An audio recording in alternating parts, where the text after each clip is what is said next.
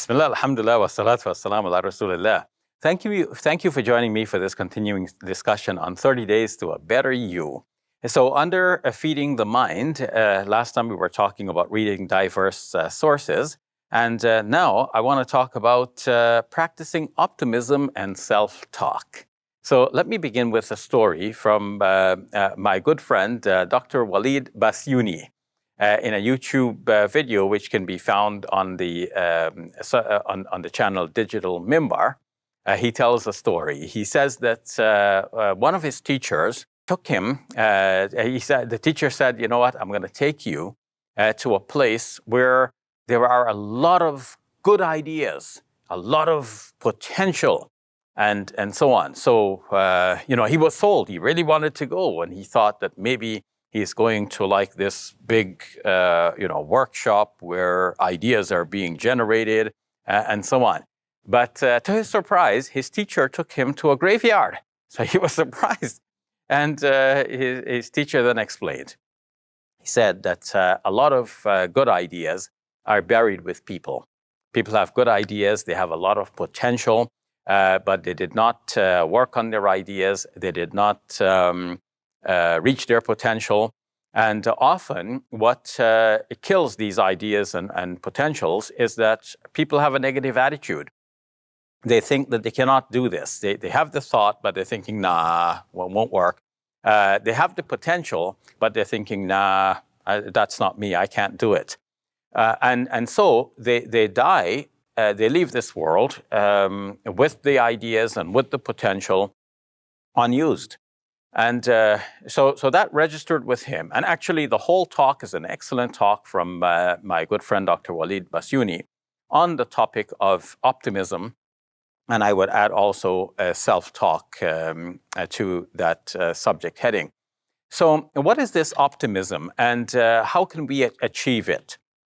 The Quran itself tells us a lot about optimism. In the 94th chapter of the Quran, in the 5th verse, and then repeated also in the 6th verse, we read, "Inna ma'al usri yusra." Certainly, with difficulty there is ease. So a lot of times when people are in difficulty, they only see the difficulty, and the Quran is assuring us that there is ease to come after this. So that means that we can keep our spirits up, we can keep our hopes alive, and expect better to come out of the difficult situations that we are in.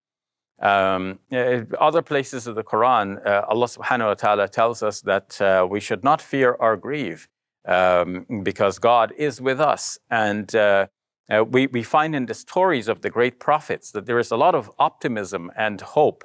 The prophet Jacob in the Quran is shown to have lost his sons, first Joseph, and then eventually Benjamin.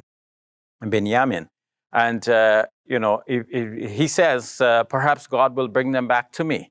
And for him to be saying this at this time, this is like after years have passed, he's still thinking that God will bring back Yusuf to him, or Joseph. And indeed, this is how the story works out in the end. And during his time of grief, he said, I only complain of my grief to God. So he has this sense that God is going to bring about something better. And he's not going to talk to the people about this because, people are obviously going to cut down his idea and try to kill his hope and tell him that, he's senile and he doesn't know what he's talking about. It doesn't make any sense to have this hope. But he's going to talk to God because God is not going to kill our hopes. God, in fact, is going to build our hopes. And talking to God is going to help us to fortify our spirit and to rekindle our hopes for the future. And he said that he knows from God that which people do not know. So people are expecting that things won't turn out to be better, but he knows that things will eventually turn out to be better. We find also in the story of the prophet Musa, the prophet Moses, in the Quran that, he was there leading the Israelites in the Exodus away from that slavery under the Pharaoh. The Pharaoh and his army were pursuing them. They come to the Red Sea, and it looks like now they're trapped. The sea is ahead of them, and the army of the Pharaoh is behind them. it looks like they're caught between a rock and a hard place. Where are they going to go? What are they going to do? And the Israelites started complaining to Moses, as if he brought them into disaster. But he said, in that difficult circumstance, Inna Rabbi Ma'iya Sayahdin. My Lord is with me, and He is going to guide me. So he didn't know what to do, but he knows that God is going to guide him. And of course, God guided him to strike the water with his staff. The water receded. The Israelites were able to pass in safety, and the army of the Pharaoh was drowned. So he had this optimism in that difficult circumstance when there seemed to be no hope except the hope in God.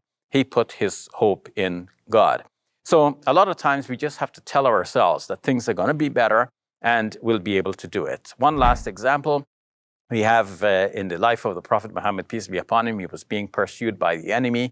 He and his companion Abu Bakr hid in the cave, and the enemy came very close to the cave, almost finding them. And in that situation, Abu Bakr, the Prophet's companion, and may God be pleased with him, he naturally, as a human being, exhibited some concern. And he said, Messenger of God, if they only look into the cave, they're going to find us. And the Prophet, peace be upon him, replied with words which are now found in the Quran, saying, La tahzan, inna Allaha ma'ana. Do not fear or do not grieve. God is with us. And so we can have this kind of optimism, and we can talk to ourselves and say, look, you can do this. God is with you. You have the potential. Don't die with the potential. Don't die with your great ideas unused, but put your ideas into action. Realize your potentials, knowing that God is with you and God has created you for greatness and engineered you for success. So keep your spirits up, and next time, God willing, we will talk about learning a new skill.